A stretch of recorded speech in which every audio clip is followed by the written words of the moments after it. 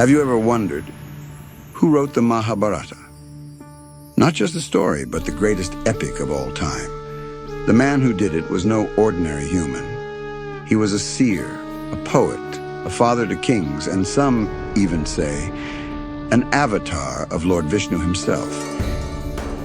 His name was Ved Vyasa.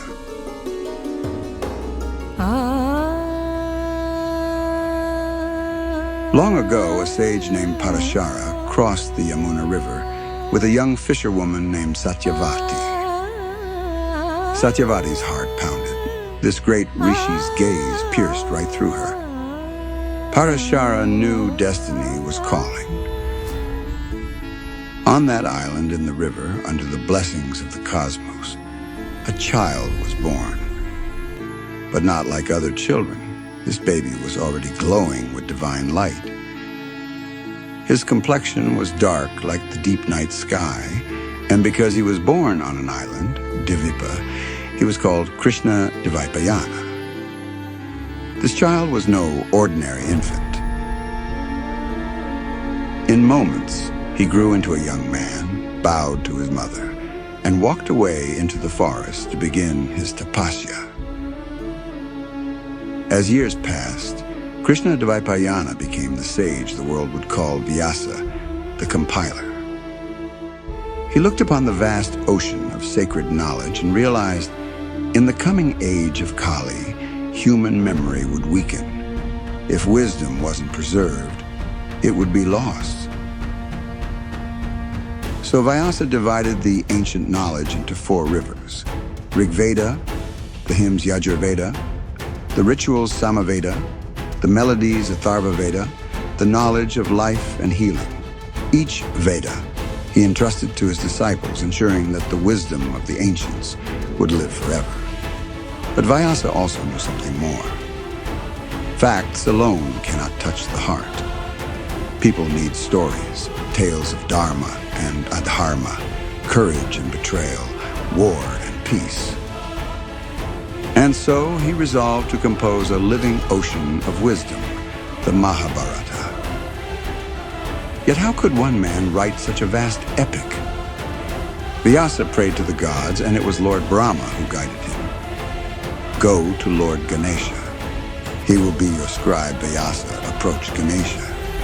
The elephant-headed god agreed, but with a challenge. I will write without stopping. If you pause, I will leave. Vyasa smiled. Then you too must promise me something, he said. You must not write until you have understood every verse I speak. And so it began.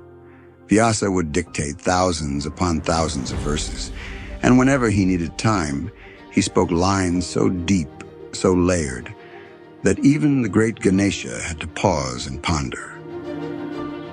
Thus, word by word, the Mahabharata took shape, the story of kings, queens, sages, and warriors of dharma, tested on the battlefield. But Vyasa was not only the writer of the Mahabharata, he was also part of it. When his mother, Satyavati, married King Shantanu, fate pulled Vyasa back into royal life. After the sudden death of King Vichitravirya, the Kuru dynasty faced extinction. By the custom of Niyoga, Vyasa fathered 3 children with the widowed queens. Dhritarashtra, born blind, Pandu, pale and frail, Vidura, wise, and just through them, Vyasa became the grandfather of both the Kauravas and the Pandavas, the very heroes and villains of the story he was writing. When the epic was complete, Vyasa did not fade into history. The sages say he still walks among the Himalayas, waiting, watching, until the end of Kali Yuga.